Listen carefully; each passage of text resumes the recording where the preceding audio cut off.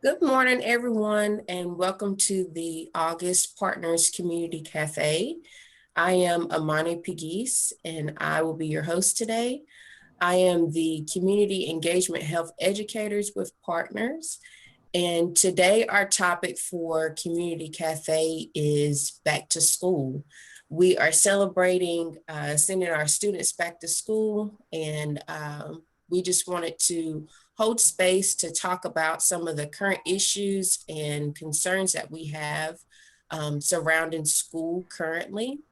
So as we have everyone joining in, please type in the chat your name, what organization you're with, and just for fun, also add, if you can remember, your third grade teacher, the name of your third grade teacher.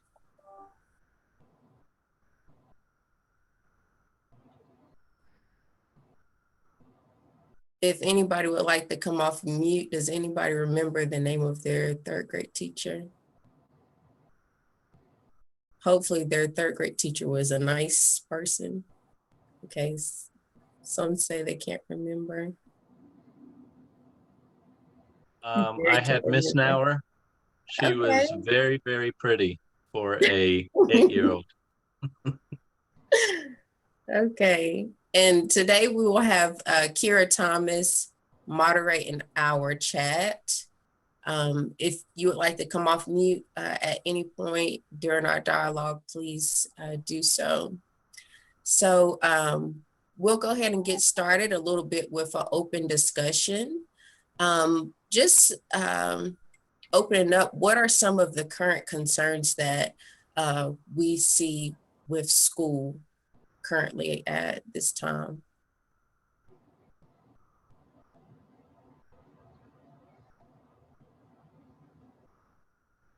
Rob, you're on mute. Sorry.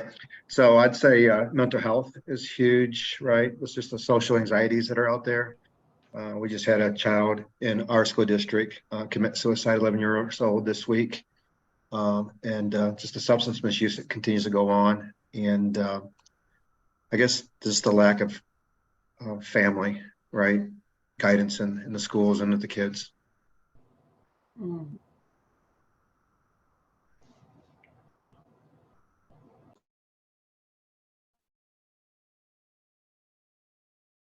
So we definitely want to hold space for the child that lost their life. And just during today, we will talk a little bit about that as far as mental health. Our speaker today is focusing on bullying. One of our speakers is speaking about bullying and online safety. And we also have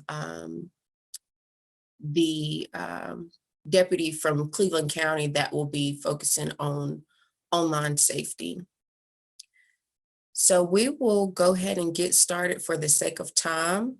Our first speaker today is Susie Vale, and she is from Wake Forest Baptist. And I will go ahead and display her slides. Good morning, everybody. My name is Susie, and I am I work at Atrium Health, Wake Forest Baptist. I work in the trauma center. I am a dually licensed clinical mental health counselor and a substance use counselor. I run the Trauma Survivors Network for the hospital for pediatric and adults, and then I'm the lead counselor for pediatric trauma. So I screen and see all of our pediatric patients and their families. We screen them for acute stress and PTSD, and we also screen when appropriate and treat for substance use. So hopefully we can dive into some of that. It was funny when they asked about talking about bullying. I'm not an expert on that, but doing the deep dive into it, it's really interesting to me how trauma is often connected to all of the things that we talk about when it comes to safety and caring for our kids. So we can go to the next slide.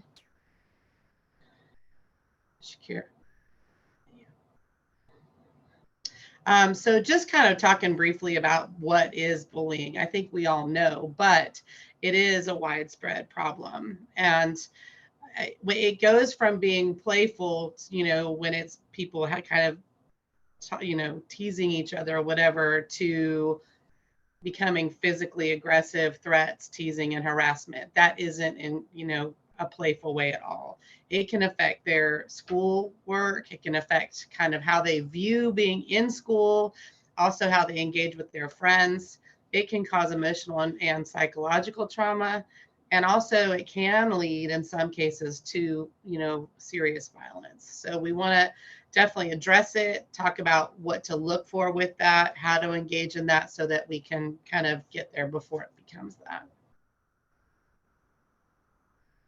Go ahead, Amani. So 3 of the core elements of bullying are unwanted aggressive behavior. A lot of times it's a jockeying for power, right?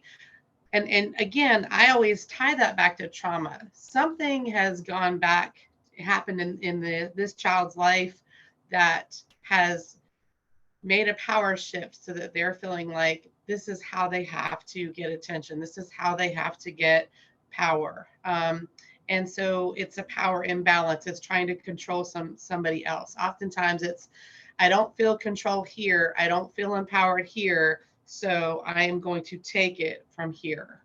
And it's a lot of, it's kind of a pattern, right? You see it and it progresses. It progresses. Go ahead, Amani. Yep. So quick statistics on it. About 20% of students 12 to 18 experience bullying. I'm curious how accurate that is, but it's interesting. Hearing students talk about who bullied them, they said that they had the ability to influence the students' perception of them. They had more social influence. They were physically stronger or larger, and they had more money. So again, it goes back to that power shift. It goes back to taking control.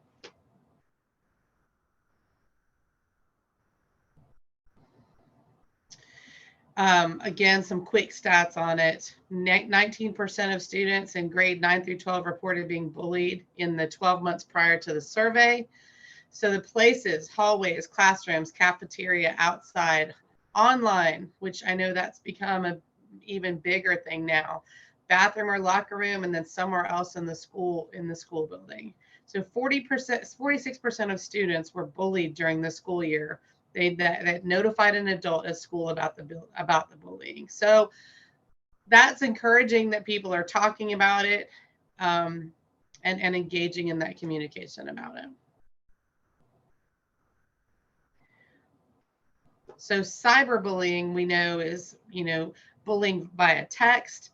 A lot of times we see screenshots being taken or pictures or videos taken, and then they're, posted on social media or in private chat groups or shared without the permission of the student. And that is troubling. It's a troubling trend that we see. Maybe even more so than the in-person bullying. And so again, it goes back to trauma, that perceived power, and then also encouraging. How do we encourage our students to talk about it? How do we engage them in a conversation to deal with this? So we can head to that next slide. And then the different types of bullying. We talked about being the subject of rumors or lies, being made fun of, called names or insulted, pushed, shoved, tripped, or spit on. Leaving out or exclusion, like intentionally not letting somebody be part of an activity, threatened with harm, or tried to make them do things they didn't want to do, or that their property was destroyed on purpose, like their book bag, their books, their phone, things like that. So looking at the warning signs, when you step back at it, what's the why behind bullying, right? We talked about it being that perceived threat, that wanting to take control. And oftentimes it's people who are maybe bullied themselves, maybe have experienced it at home. Maybe they feel excluded in their life outside of school. And so they are trying to, either they mimic something that they've already learned, or it's an opportunity to sort of take something that they want. It's a trauma response, for lack of a better way to put it. And so if we can recognize what that looks like, and we can talk a little bit more about how to engage in that ahead of time. So a couple of stats that I pulled these that says how to spot children who are being bullied. I imagine most of y'all know what that looks like, but if kids are coming to the office a lot, if they exhibit signs of depression or anxiety, and that's really a broad term, but things to look for are you noticing a marked change in their affect? Is somebody who's usually bubbly and talking and outgoing suddenly introverted and maybe not as talkative, not as friendly? Their body language is huge. If they look away, if they're looking down, if they don't engage with you, if they don't make eye contact. If you notice that for like a period of 2 weeks or more, they lose interest in things that they used to enjoy doing, whether it's sports or activities or even engaging in the classroom. Sometimes it can be they frequently miss school. They may avoid places where the bullies may be. So like we talked about, the hallway, locker rooms, lunchroom, all those places. One of the things is the student may blame themselves. And oftentimes when they become a target of bullying, they've sort of reflected back on themselves. What did I do to deserve this? Why are they coming after me? And then they in turn may lash out at other people. So it's that constant cycle. They might sit by themselves at lunch. They might withdraw. They might stop hanging out with people that at one time they thought were their friends. And to flip that over to spot children who might be bullying other people, students who are referred a lot to the office, if there's a pattern of they keep showing up for different things, if you see aggressive behavior or they're lashing out at other students, when there's not a respectful consideration of the staff and the teachers and any of those authority figures in the school, if they have been reported to start rumors or doing things that are going to stir other people up. This ties back to what's their home environment like. What if the student's reporting problems at home, then that overflows and can spill over into what's going on for them at school. So relational bullying is harder to spot than physical and verbal bullying, right? Because obviously if physical bullying is somebody's in a fight, somebody's pushing, somebody's shoving, that's easy to see. But you can't always spot the relational bullying that can be going on. We can hit the next one, Amani. So one of the ways to sort of kind of get ahead of this before we even kind of look for bullying or are concerned about it, right? Because a lot of times parents can think, well, that won't be my kid, or that won't happen here. But if we're having the conversation and we're sort of opening up dialogue to create a safe space for kids to talk about it, even if they're not experiencing it themselves, they may have seen it. It might be happening to their friend. It might be happening to a classmate. And they might be, nervous about, I don't know what to do about this. They don't want that perception of, I'm interfering, I'm a tattletale, I'm whatever. But children who experienced or witnessed bullying may want to discuss it with their parents, but they don't know how to bring it up. There's a shame factor that's involved. They're embarrassed. They don't really want to admit it. It's hard. It's a really hard place because no matter what stage of school they're in, nobody wants to be like, hey, I'm being bullied, mom and dad. Some children may be afraid that they'll be in trouble for what happened. They feel embarrassment or shame. Parents may notice a change in their child's behavior and find it difficult to talk about it in a way that doesn't make them feel uncomfortable. And that's the whole thing of holding that space for them to have the conversation of, just reaching out to them. If that's new for you, or if that's new for parents or new for a school, that's okay. It's finding a way to engage with the students that just opens up a conversation. And honestly, it's just giving a space for them to talk. We live in a world that we are so bombarded 24 hours a day with phones and social media and TV and games and just noise around us all day long. And I think even as adults, we can say, you know, how many conversations are we in where people are looking at their phones, or you see them waiting just to respond to you? And if we can make a space for our kids, whether it's in our home or in the school, to have a place just to have our undivided attention and listen, oftentimes they'll tell us what's going on if we provide a safe space for them to be able to talk. So how can we respond? We want to simple things. And again, you guys probably know a lot of these, but I thought that they were really helpful and practical. I'm a very practical person. So initiating talks in the car before or after homework, over dinner or breakfast, or when doing something together. And one of the things I would encourage is asking those open-ended questions, right?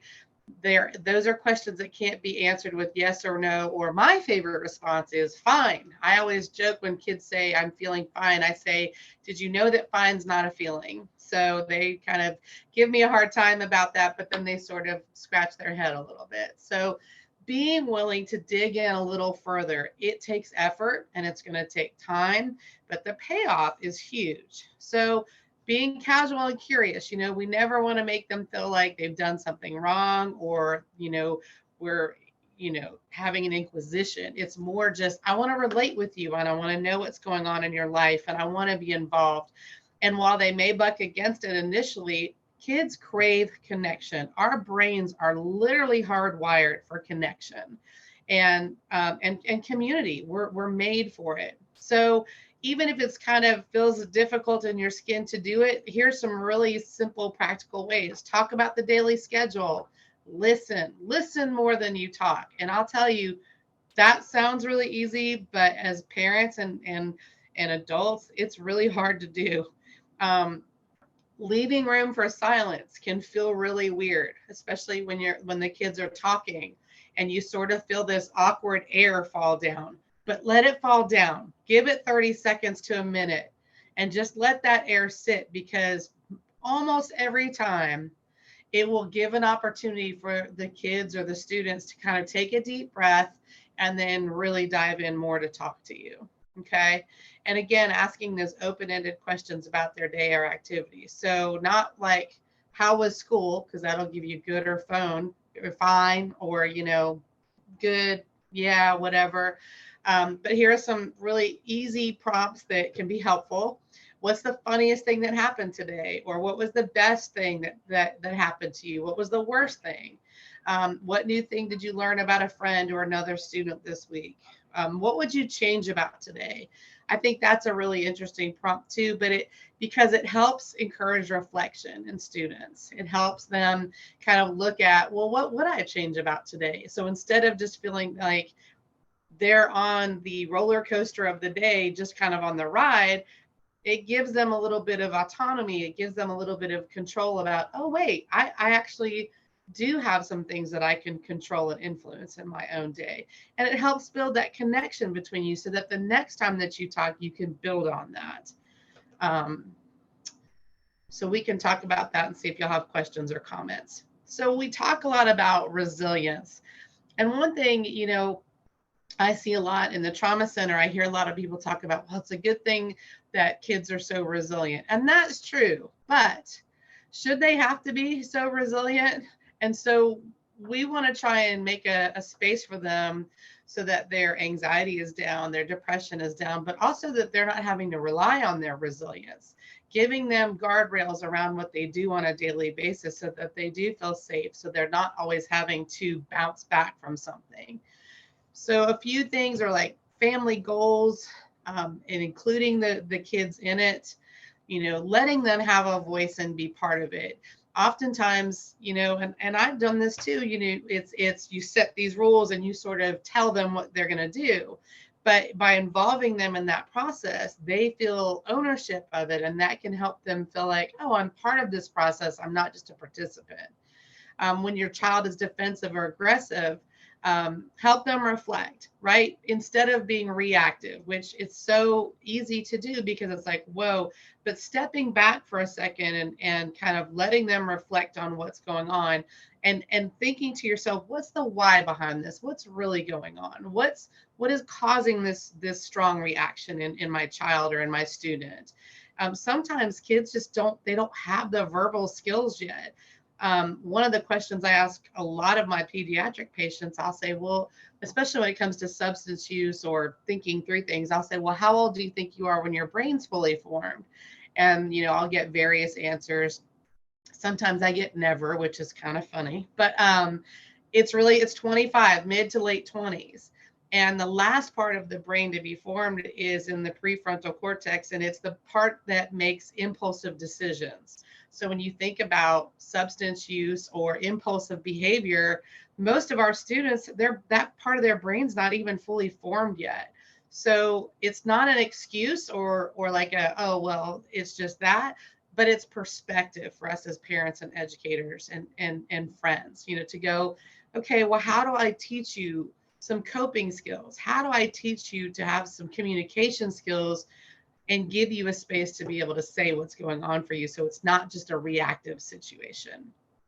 And I think too, modeling it, kids, they follow what they see, right? And so if we're modeling patience and an attitude of positive communication and self-control, then kids will hopefully model that. Not always, obviously. There's no perfect equation of how that works. There are also other people to connect your kids to, a tutor, a mentor, school counselors, depending on what their specific needs are. Volunteer, just being together, again, that connection that builds y'all together, and talking to them about past challenges and how they helped you grow. So it's letting them be part of the process, right? Doing the process together, and then making space to let them talk about it. This is just a really interesting thing as a therapist. A lot of the things that we talk about are being present. And I mentioned earlier about, listening more than we talk. And it's so challenging to do because, right, we're always focusing on the next thing, the next thing, the next thing, and scratching that off of our list. And sometimes just being present in a space. Research says that it's considered the most influential underlying quality of an effective relationship. So just thinking about that for a minute, just giving somebody your undivided attention and being in that space with them, whatever that looks like for them, can make a world of difference, even just if you don't say anything. We don't have to have all the right things to say. It's just showing them, I'm here, I'm present, I'm with you.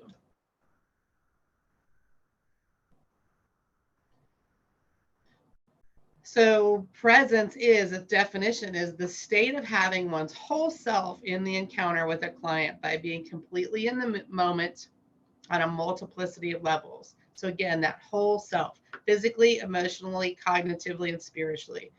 Turning your computer off, putting your phone down, turning the TV off, whatever the other things that are going on in your world for that moment, and just giving them that full attention and making eye contact, the body language. We're going to talk about that in just a second. Leaning into them physically, turning your body towards them, opening that space up to make them feel safe.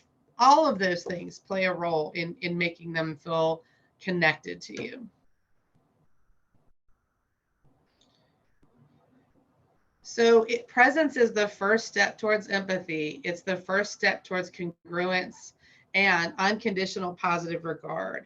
And those are all qualities that we use in counseling. Unconditional positive regard is, I am listening to you. I am not judging you. I'm here in this space with you. And then we're going to walk through this together effectively. It's a way of being that reflects engagement and connection. So it's not talking at people, it's talking with people. It's that circle, the back and forth. Again, it goes back to the connection, being completely in that moment in all the ways that you have the capacity to give to them in that moment. Being personally grounded, and I'll say this, as parents and friends and family, sometimes as adults, we feel like we have to be in this perfect space before we can do that. And I think it's really important for us to be able to say, you know what, I am not in a great space to talk about this right now. And if we can have 5 minutes, let me come back to you, instead of just pushing through and kind of not having a really effective communication.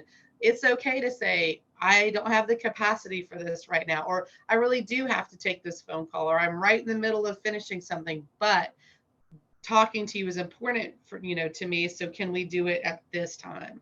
So it's still that communication, the engagement, being personally grounded, knowing where you are in that moment. Being able to observe in verbal and nonverbal expressions and cues. So picking up on what the kids are doing. We talked a little bit about that. Eye contact, body language, not just what they're saying, but what they're not saying. And then allowing the person the opportunity to just be. So we talked about that. Just letting that space hang. And it's hard. It's really hard, y'all. But having that quiet space when somebody's talking and just kind of sitting with it, it's really incredible what that opens up opportunity for.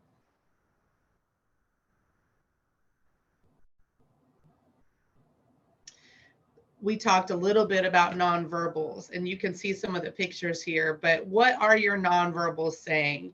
Is your body language open and welcoming? Are you opening your body language, or are you closed? Do you have your arms crossed? Is your head down? Are you distracted by other things? All of those tell your student or your child, I'm engaged with you or I'm not. You're not important to me. If you're looking at your phone or you're looking at your computer, you're telling them that they don't get your full attention. Are you creating a safe space for them to share with you about their concerns? When we talk about coming to see patients in the hospital, I always say we've got about 10 to 15 seconds to build trust and rapport with them. And all of that is built on, how I walk into a patient's room and how I approach them. And that's going to determine whether they're going to talk to me or not. So remember who you're talking to, obviously appropriate age ranges and ages and stages of where they are.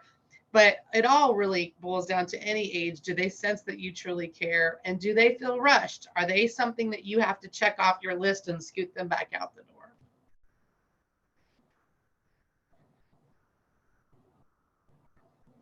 So these are some resources that you guys can look at. These were really interesting on cyberbullying and the Stop Bullying Now. I thought these were really interesting. Obviously, there's emergency contacts and the new national helpline. I believe it's 811 now as well. So those are all, and I'm sure y'all all have access to that. And those are our references if you guys want to take a look at them.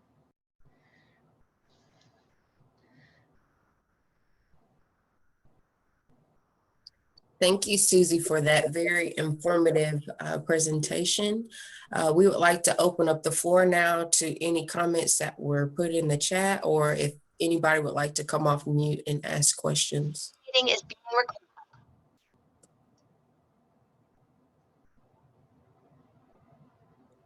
I have a question. Go ahead. So it seems like there's a lot of overlay when it comes to being the bullier or being the one who's being bullied, as far as depression, anxiety, or ODD. So any suggestions on avoiding mislabeling children or steps that can be taken to separate one issue from another? That's a great question. And you bring up ODD, and that's, I think it's really important that we don't let any kind of a diagnosis define the student. I think it's really important because the stigma that comes with that is really hard to undo. So I think being present with them and not looking at a list of symptoms, but looking at that person of, and even maybe asking the question of like, what's going on at home for you? For me, I often connect it to a trauma, or a series of traumas, like what's happened in their life to get them to a space that they feel like this is acceptable behavior, community building behavior. Where have they learned this? Is this how they feel safe? So I think kind of stepping back, teaching kids coping skills. Some of the biggest and most successful interventions for acute stress and PTSD are mindfulness, mindful breathing. Square breathing is one of the top interventions for PTSD. Giving kids space to take some deep breaths and just have a moment to process what's going on can be really helpful. There is a lot of overlap. So I think it's just stepping back and saying, what's going on with that individual without it being, this is a response because because of their diagnosis. Does that make sense? Absolutely. And it's hard, right? It's a case by case basis, because when you're dealing with somebody who is acting out or who is being aggressive, they're not going to want to hug right then. But trying to step back and in the back of your mind going, okay, what's going on for this kid that's allowing them to feel okay to respond this way. Sometimes it can shift the perspective, and so it's proactive versus reactive. But it's hard. It's really hard. So a couple observations and a question. So I believe that most kids don't talk to their parents about this because, parents are overly protective. So they don't want the parents to overreact and make the situation worse. Okay. Right. Sure. So going to school, going to the kid's parents, whatever, and it just causes more havoc for the child. So the child stays quiet. Right. The other, I think, is parents are in denial. Like, my kid is a great kid, and why would anybody treat my kid, anything but that way? My big question and unanswered is, bullying in schools has been around forever. Right. Right. I mean, nothing's changed. It's the same thing. Right. I don't understand why kids now are taking their lives. What's changed? What's that catalyst that kids are going to that extent now that they're taking their lives? I think in our school district, in our county last year, there was 9 adolescent suicides. Wow. So what has changed? What's causing that dynamic? So I'll give you my opinion, and based on what I see, we have, like you said, there's not as much dialogue in families. So what is that? That produces a culture of isolation, right? And so when kids feel isolated, they feel helpless. When there's nowhere for them to have a safe space to have a conversation, then that opens up a door for depression, right? Of feeling sad. They're not connected. And then, I mean, for me, I look at some of even just the practical things of like, how much water are they drinking? How much sleep are they getting? How much outdoor time, sunshine are they getting? All of those things play a role in their brain activity, in their cognition.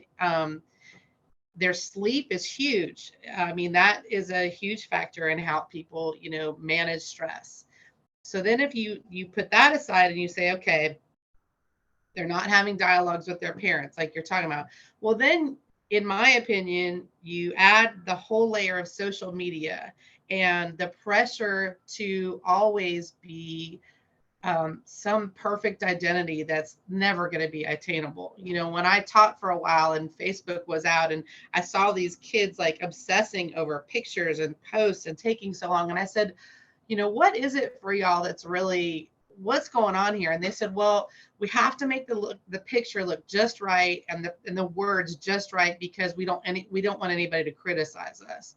And I just thought, wow. And this was 10 years ago. And I thought, wow, like that's the world that they're living in. It's this alternate reality that they don't want anybody to judge them. So for me, I think because the world has gotten so much smaller, there's just always this other set of eyes watching you, judging you, picking you apart. And then they're comparing themselves to something that is a totally unattainable, quote, reality for them. So I think all that is very true. So what's the end game here, right? Is it to the point where kids check their phones in before they walk in the classroom, right? So they don't have their phones and they're sitting there texting each other and doing this kind of stuff in the classroom. The presentation you gave is very valid, and all those points that you made are very relevant.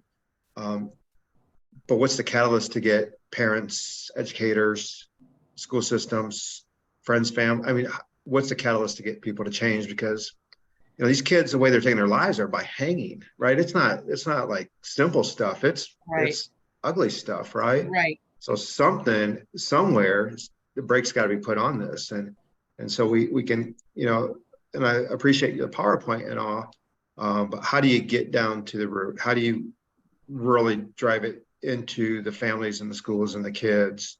What's that catalyst? As you all know, it's getting worse. It's not getting better. It's getting worse fast because of social media. And like you said, the world's getting smaller. I mean, that's a great question. Go ahead. We're actually going to add another layer to the conversation. It's great dialogue going on. We have Christy Weaver from the Cleveland County Sheriff's Office, and she is going to speak to us about online safety, just to add more depth to the conversation and maybe answer some more of the questions that we have.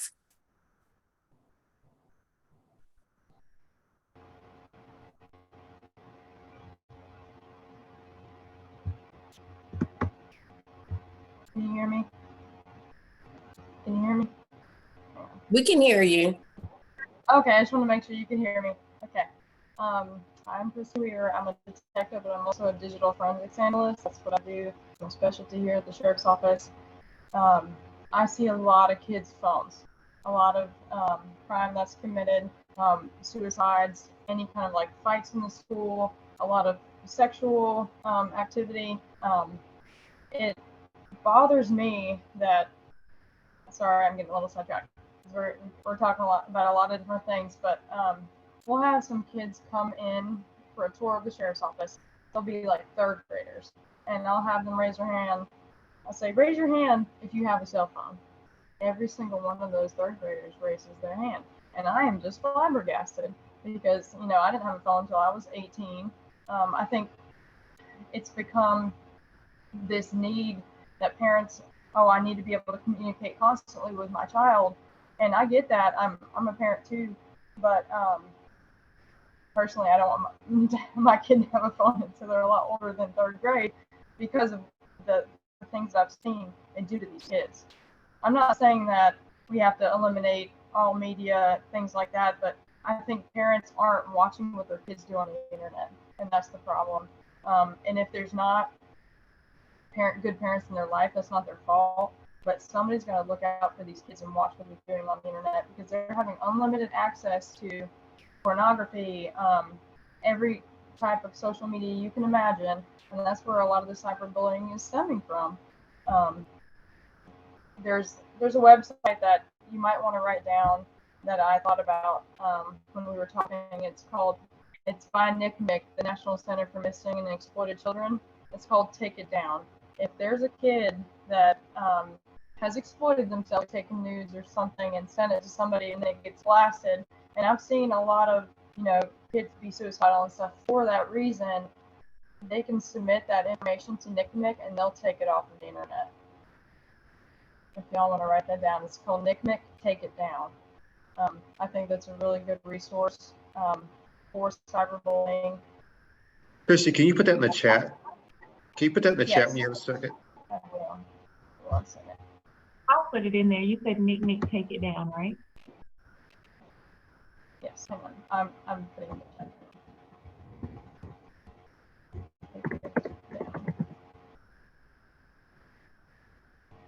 I don't know if you guys are aware, we have an ICAC task force here, and when any child posts a nude of themselves or is talking, if there's like grooming type behavior with an adult, it gets flagged and is sent to the sheriff's office. And we have a team that looks at all of these tips, like the whole internet is scrubbed, Snapchat, Instagram, Facebook, all of these things, and they're constantly sending us stuff that we have to look at and see, okay, is this an image of a child that we need to look into? And then we do. But a lot of that takes time, and if it takes a month for that information to get to us, then we have to go backtrack. I mean, who knows what could have happened in that month with that child. There's so much in digital forensics that I've seen, and cyberbullying is big, and the only solution in my opinion is, as Ms. Allen was saying, being present with your child, being present with these children. And a lot of you are probably in a position where you see kids that don't have that support system at home, but telling them that you are somebody that they could come to and to talk to if they feel like they're being cyberbullied. The posts that I've seen these kids make about their personal life on the internet, like they post everything that they do on Snapchat, on Instagram, on Facebook for this attention, because they're not getting it from other places. And if they don't get that attention, they seek it in places that they shouldn't. And that's my 2 cents on it. But does anybody have any questions? Oh, well, I have another thing. Sorry. There's also an application called Bark. Has anybody heard of that application? I'll put that in the chat too. It's an app that I tell a lot of parents about, that can be installed on your child's phone, and it will send you notifications if there's any like keywords about violence or suicide or any kind of pornography. It'll show you their search history. You're kind of like spying on your kid, but that's what we need to do in order to keep these kids safe, because I know that they have unlimited access to the internet and there's only so much you can do. But I think just monitoring it as best as you can is going to prevent a lot of this. I recently had a case where a girl, we found out that a juvenile was taking screenshots that were sent to her of other children that were nude, and they created this Instagram it's literally a cyberbullying Instagram for a whole school, and they would post all these pictures of these kids, and talking to her, it made her popular, and she got that attention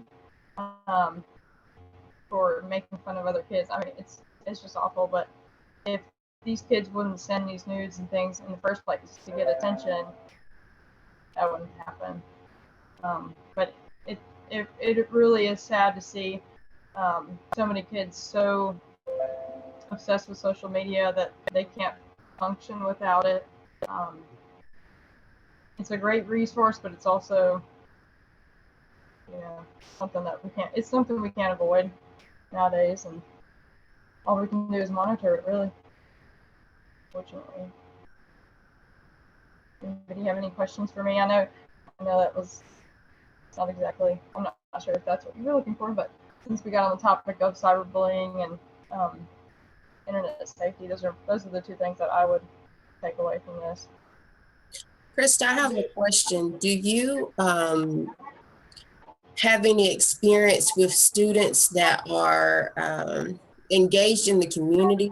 Does it seem to help buffer some of these things that you're talking about as far as being involved with youth programs, or just kind of having their time spent doing other things? Do you see that help in any way?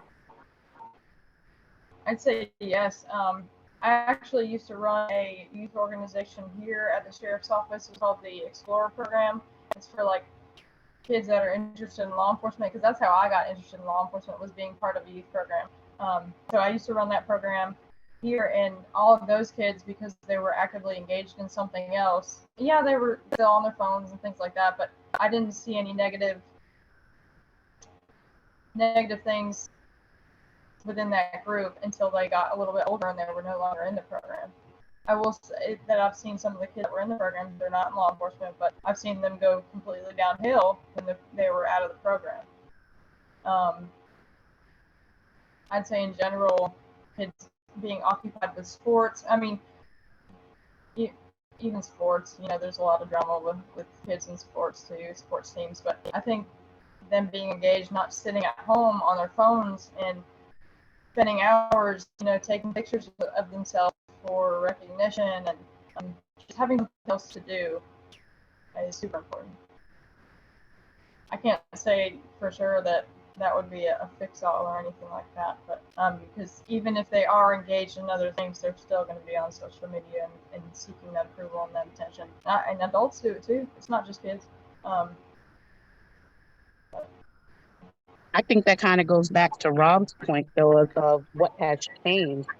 And if you just think of family dynamics have changed, you have a lot more single parent households, so kids aren't getting as much attention from both parental figures in their home, and all that they are exposed to on the internet. I mean, even the ads that are being shown in between the games are inappropriate. And so, there's so much to combat against with so many hours in a day with parents trying to do so much.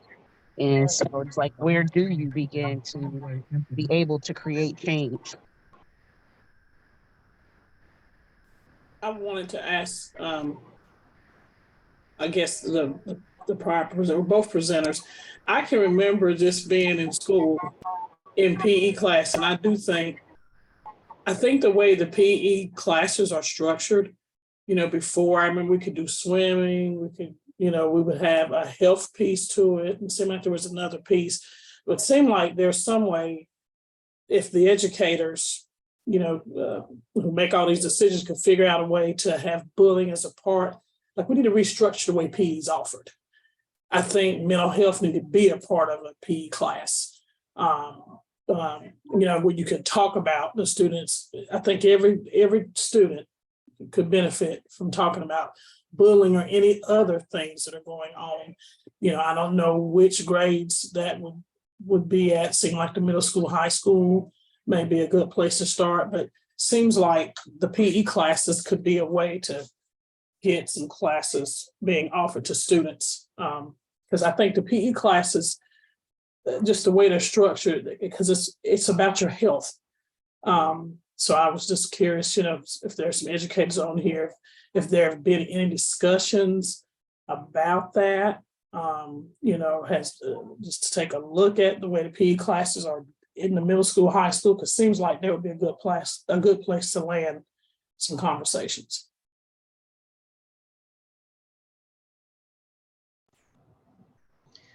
Well, Barbara, I'm not an educator right now, but I completely agree with you. And I think finally mental health is being brought into the forefront, which I agree with you. It is so important to have this conversation. One of the things that we saw when everything was shut down is when everybody was isolated, violence went up, addiction went up, all of that went up.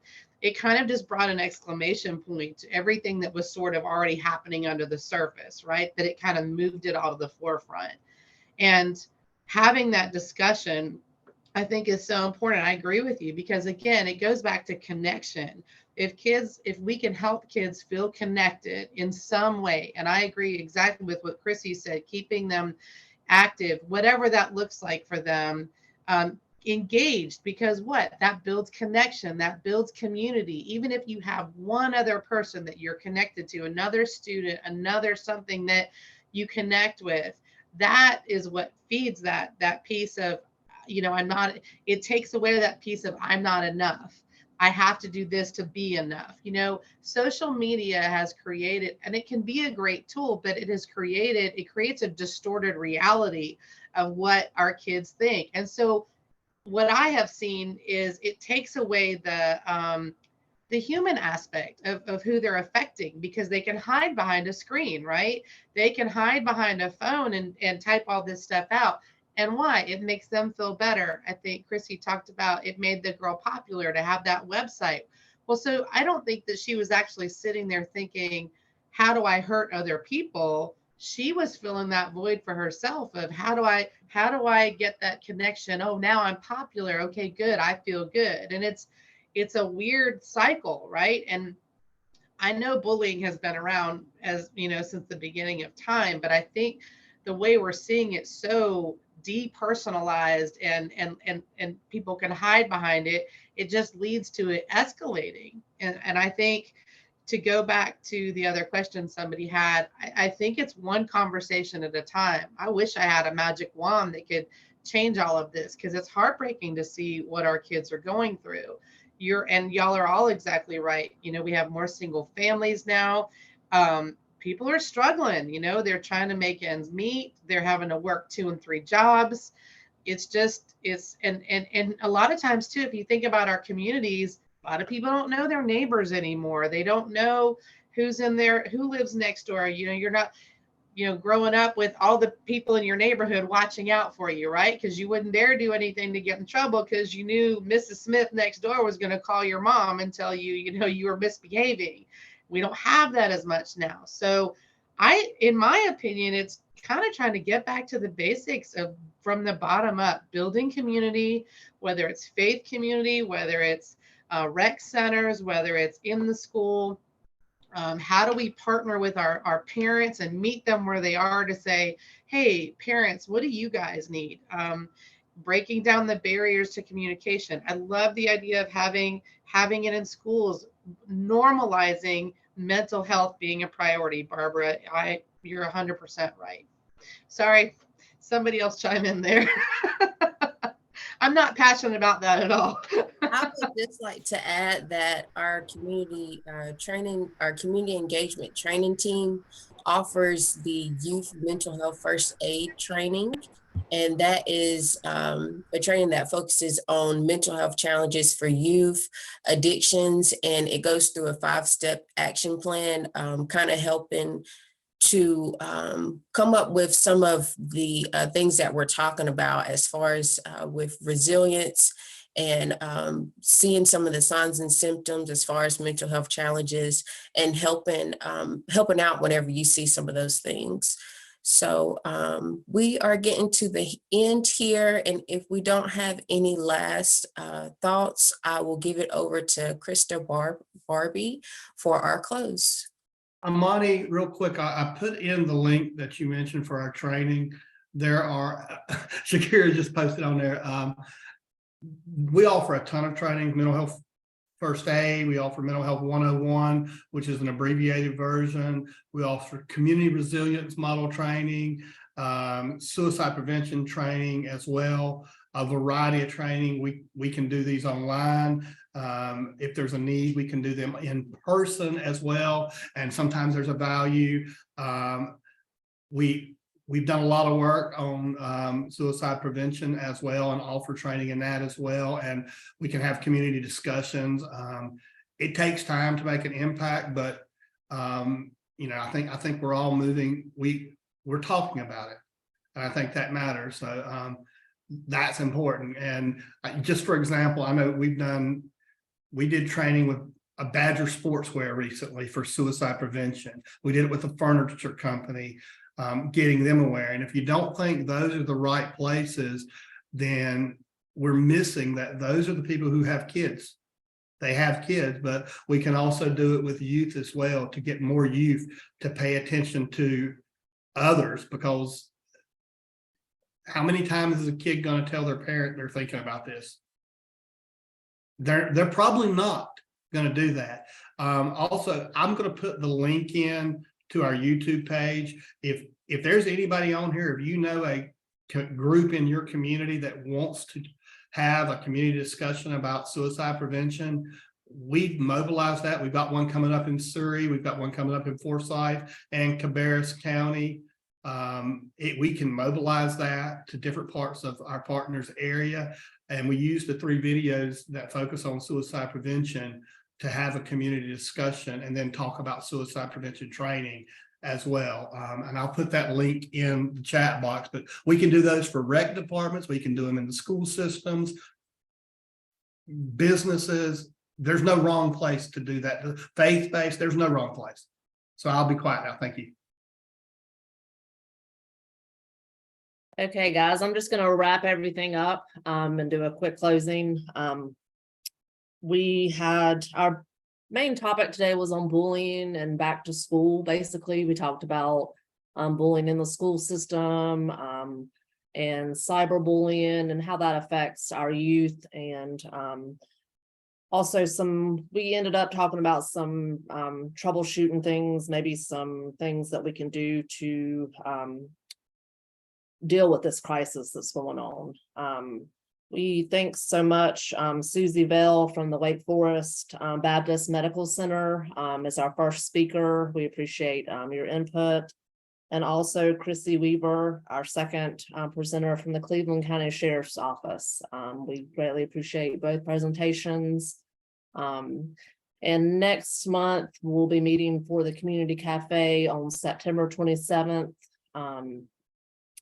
At 10 a.m. again. We'll be talking about a subject that's kind of relates to this, suicide.